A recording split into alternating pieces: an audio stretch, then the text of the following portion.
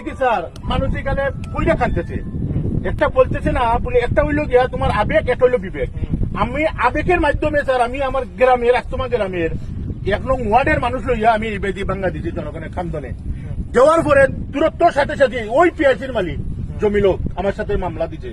মামলা দেওয়ার পরে আমি অন্য সাহেবের সময় 3টা থেকে 5টা পর্যন্ত বাতাতাম অন্য সাহেব মামলা না না আমি স্যার বললি আরে দেওয়ার পরে অন্য সাহেব আমার এটাও বলছেন আপনি আইন অবলম্বন করতে। আমি বললাম স্যার আইন তো জনগণের লাগে, আপনি পারবেন। একজন প্রধানমন্ত্রী বাংলাদেশ জনগণের দিলাইতে পারে, পাবলিক কেন হাজার হাজার পাবলিক 4টা উপজেলার হাওর যদি বাঁচিয়ে যায়, আপনারা এখানে শান্তি করে কি করবেন, আমরা শান্তি করে কি করবো স্যার?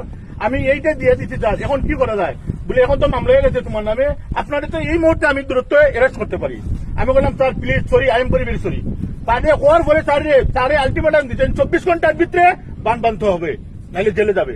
আমি কি বললাম, আমাদের গ্রামের লোক লইয়া আমার পকেটে 2.5 লক্ষ টাকা খরচ করে আমি উপজেলার 3বারের সাবেক চেয়ারম্যান ফারুক মিয়া তাইনকে আমি রিকোয়েস্ট করি আনাইছি বাদে, আনার পরে আমি রিকোয়েস্ট করিয়া 2.5 লক্ষ টাকা খরচ করে 24 ঘন্টার ভিতরে তার এক ছেলেটার ডাকা থাকি এক ছেলেটার আনাইয়া আমি বান্ধা 24 ঘন্টার ভিতরে দিছি।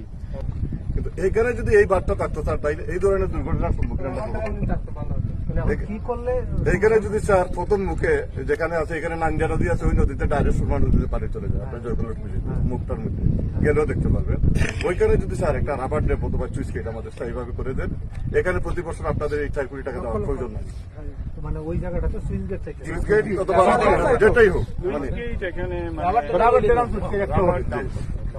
এটা স্যার একবারে অযথা এই 6টা কিলোমিটার এই হাওয়ারে কিন্তু হাজার হাজার মানুষ মাছ ধরে।